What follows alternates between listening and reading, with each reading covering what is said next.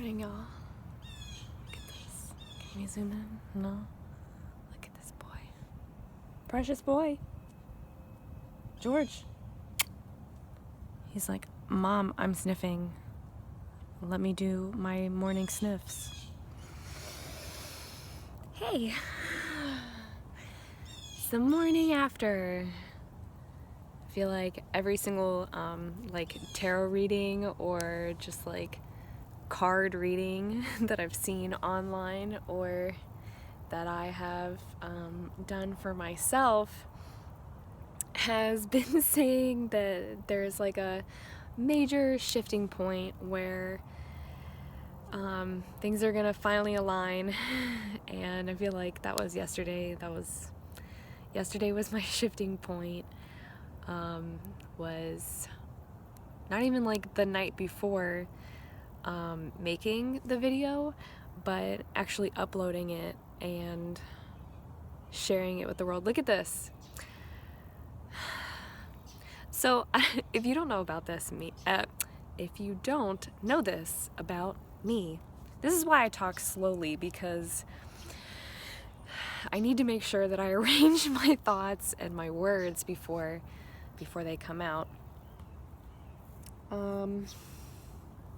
If you didn't know this about me, I was a linguistics major in college. I got a bachelor's in linguistics. I almost minored in Arabic. I think I was like one or two classes short. I just needed like 2 more language classes. But I ended up taking that in California in like this intensive course anyway, so I consider that I had, anyway, not even relevant. So, bachelor's in linguistics, minored in Arabic.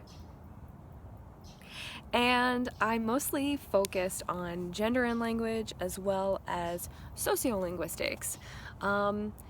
And pretty much anything about linguistics relating to how people treat each other, like the interactions as far as the language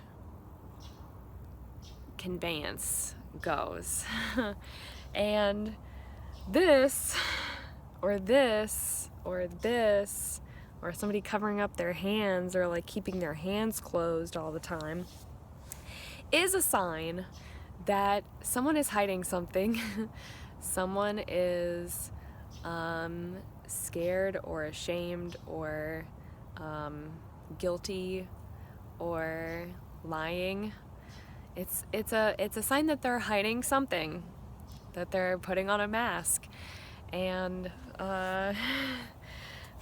literally I'm like, I came out to people and I'm like still trying to wear the mask. I'm still trying to keep the mask on because it's been more comfortable in so many ways, but being myself,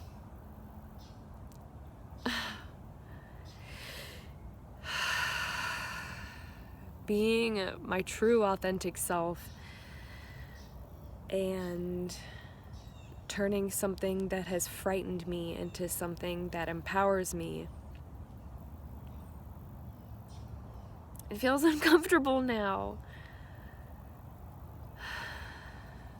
But I do it because I know that the results are worth it. I do it because I'm certain that being the change that I needed for myself, I'm just looking out to making George is okay. I don't see his little tail, but I hear him clinking, so I think he's fine. Did what I needed to do for myself. Honestly, that's the real reason that I wanted to share this, is because my own personal need for connecting with others through experience, through shared experience, and being the one. I'll explain that in a second. But being the one and connecting with others is just everything to me. It's my purpose, honestly. And I know it's weird to hear like it's my purpose or it's my mission, because it's like, it sounds like I'm joining a convent or something, and it's not what I'm doing. I'm not closing myself off from anything so that I can connect to source. I'm really just using what source provided me already to share with other people, share my life, like share what I know. I've been told I'm a pretty good teacher, and maybe volunteering as a pseudo teaching assistant, as well as being in childcare for since I was 11 or 12. Probably that's helped.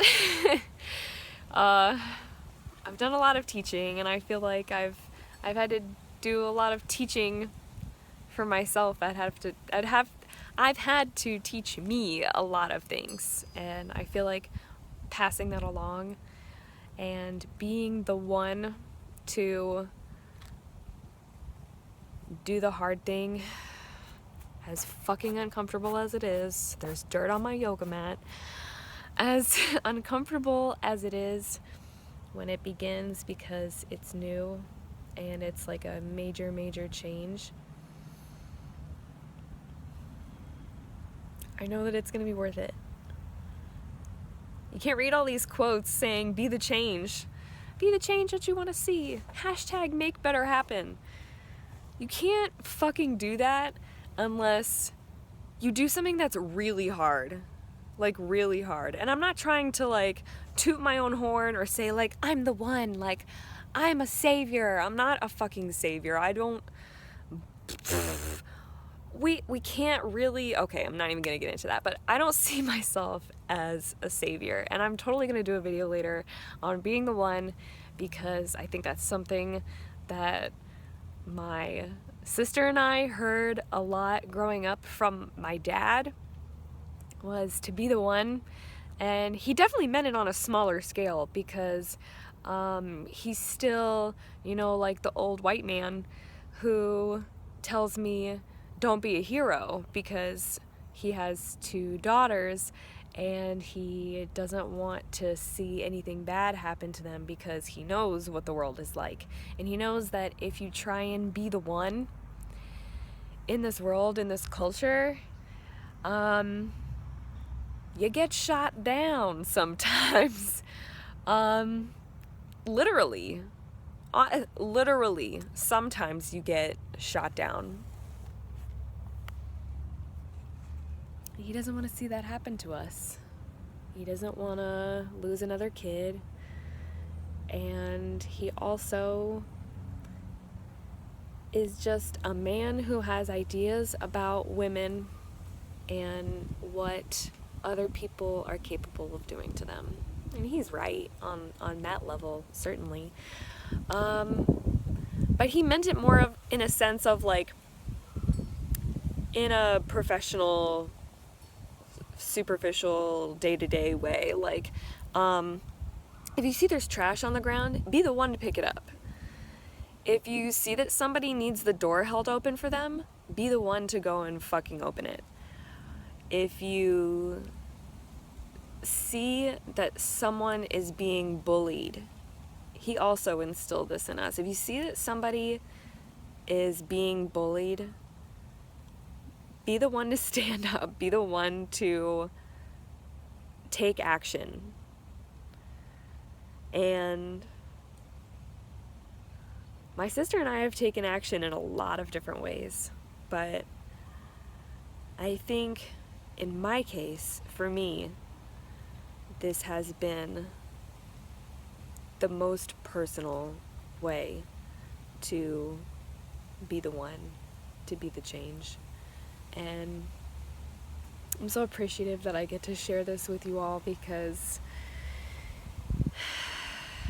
I just feel like now's a safe time. Like, now is, it's starting to become safe to step out and to have other people recognize that they don't need to be alone, and they don't need to shy away, and they don't need to hide what's really, truly, deeply going on with them.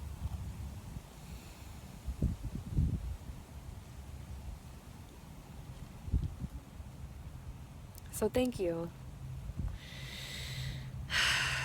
I could go off into 100 other rants, but I'm not going to, because I thought I would keep it a little shorter today. So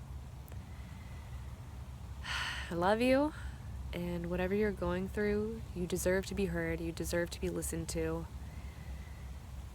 And I'm so grateful for you listening to me.